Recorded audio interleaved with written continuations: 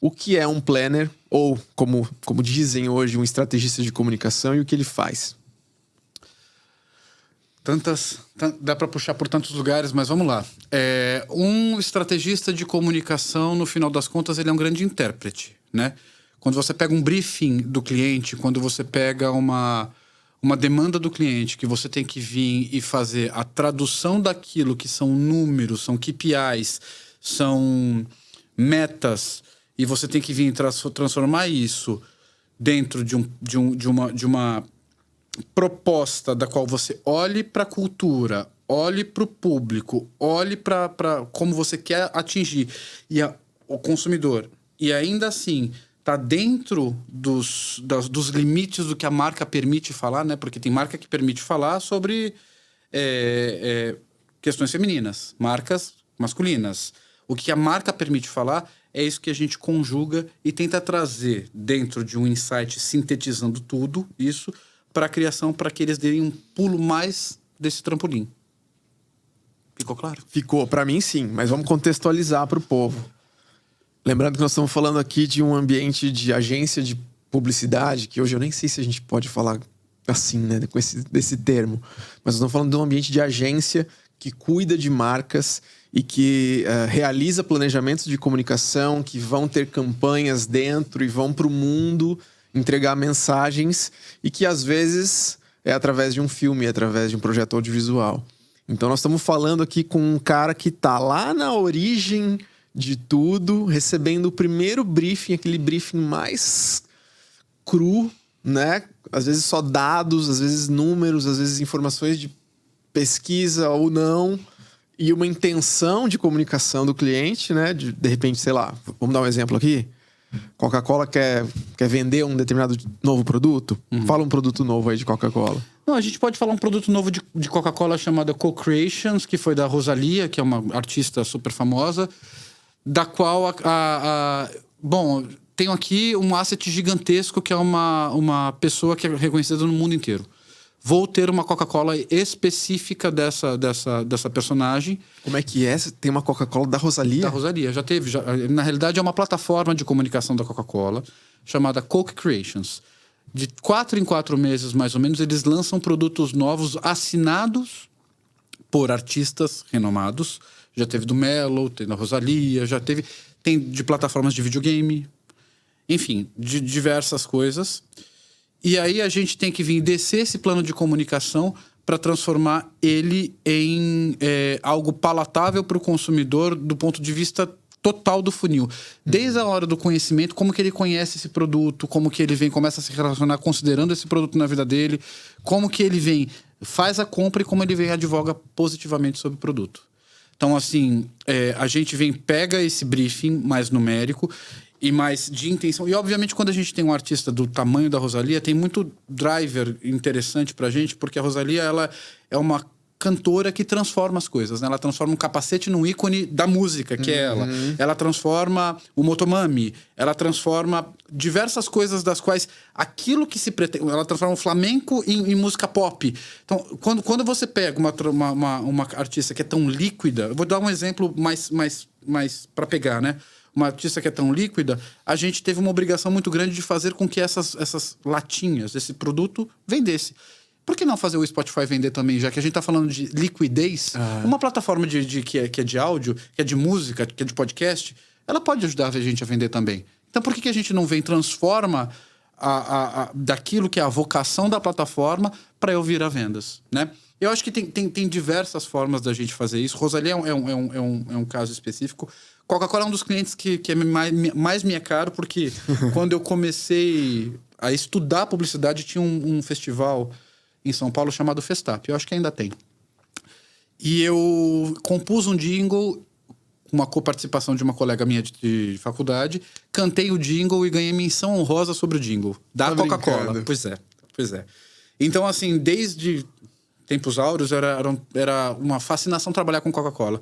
Nesses últimos 4 anos eu tenho trabalhado muito com Coca-Cola, muito mais olhando para a parte de conversão de vendas e coisa e tal, mas também a gente trabalha com uma parte da Coca-Cola que a gente chama de grandes boosters da marca, né?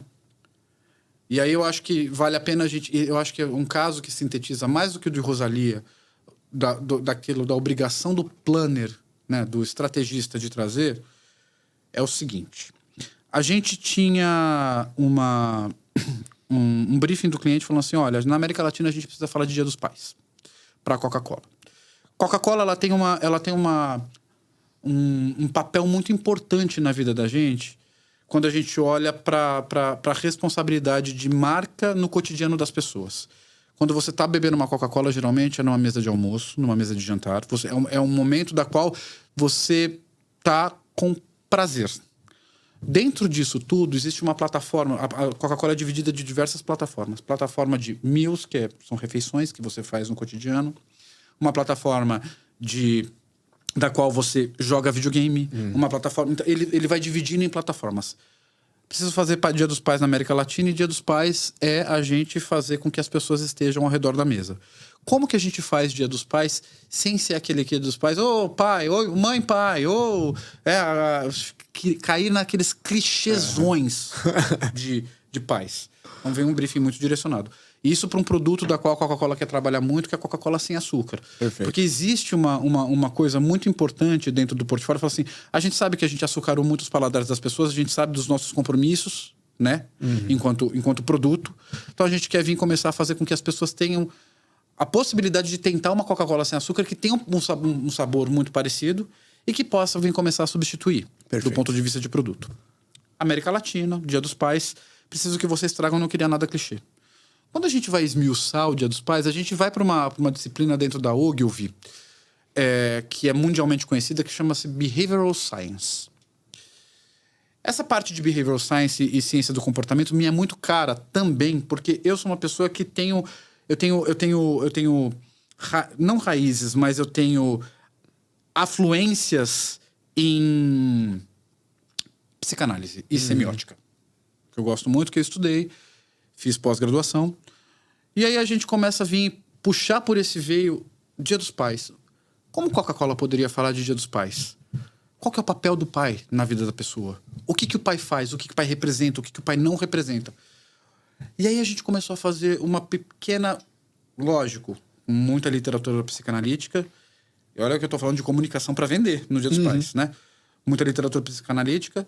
Mas a gente começou a conversar com as pessoas sobre o Dia dos Pais e falar assim, o que é o pai para você? E a gente percebeu que é um assunto muito delicado, porque muitas pessoas, na realidade, todos nós temos questões com os pais, principalmente com o pai, que a gente tem que tratar depois na psicanálise. Vou dar um exemplo. O pai, ele tem um papel... Quando a criança nasce, a criança e a mãe, elas ficam completamente fascinadas uma pela outra. Tanto é que quando a criança nasce, até uns 8 meses, ela não sabe que ela é um ser. Ela é o todo e o todo a serve. Nesse jogo de economia psíquica, a mãe também fica fascinada pela criança. Ela tira o pai da atenção. O pai é o responsável pela cisão dessa alucinação entre mãe e filho. E todo mundo passa por isso. Passada por essa cisão, a primeira coisa que o pai faz é castrar isso.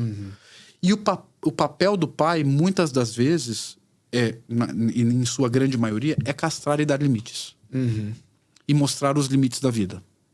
Coisa que não é o papel da mãe.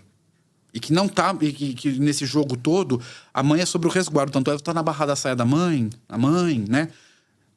O pai tem esse papel.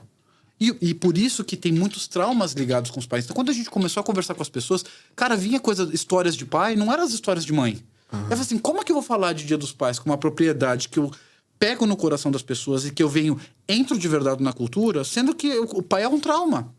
Só que o pai também tem muitas das coisas que fazem com que a criança se fascine por ele, porque o pai é o apresentador. E aí, quando a gente conversou com o pessoal, tinha muita mágoa de pai, tinha muita questão. Caramba. Muita questão. Eu falei assim, cara, como que eu vou comunicar? Como que eu vou fazer uma comunicação para a América Latina inteira, que seja verdadeira para as pessoas? Porque, assim, cultura Brasil é uma, cultura Chile é outra, cultura México é outra. Completamente diferente. Por mais que tenham veios parecidos, né? A gente somos todos latinos, mas são culturas diferentes. Certo? Perfeito. Da hora que a gente desce no humano, aí é comum para todo mundo. Pai causa trauma, causa castrações, causa abertura de mundos para todas as culturas. Perfeito. É a função paterna. Isso está na psicanálise quando a gente visita lá Freud. A gente pegou tudo isso, começou a colocar num caldeirão e viu que o pai, ele é responsável pelas nossas grandes memórias. E aí, o pai sendo responsável pelas nossas grandes memórias, a gente falou assim: a gente precisa vir despertar a consciência para os pais no Dia dos Pais. Porque se eu for cair nos discursos clichê, eu não vou fazer uma coisa que precisa ser gigantesca para a Coca-Cola. Porque a Coca-Cola ela fala sobre a real magia das coisas. E aí a gente falou: para eu vir brifar a criação para essa comunicação, eu preciso fazer com que os pais se despertem e saibam que a vida é feita de histórias nessa relação pai-filho. E que a gente queria convidá-los a fazer boas histórias. Para que eles sejam bem lembrados. Porque, querendo ou não, o trauma vai acontecer. Mas se você tiver um pouquinho de consciência, os traumas podem ser menores. Eles vão acontecer, eles podem ser menores e mais digeríveis dentro do processo como todo. E aí, quando a criação traz pra gente... até tô tentando lembrar do statement. Real Dads, Magic Memories. Quando você pega Real Dads, Magic Memories, você pega esse insight, você consegue vir e dar uma rodagem. Ele tem carne, ele tem beleza, ele tem verdade humana. Então, isso daqui é um exemplo de uma das vertentes de trabalho de planejamento de comunicação. Óbvio que a gente está falando aí de uma conta de alto nível, pessoas preparadas para receber esse tipo de discurso, que não é qualquer um, né? Quando você pega o time de Coca-Cola, é impressionante como eles são muito bem preparados para vir e entender coisas profundas de marca. Maravilhoso. Então, eu acho que isso é uma das coisas que um planner faz. Você fala assim para mim: Daniel, mas para você chegar nisso, é tão claro esse insight que você trouxe pra gente.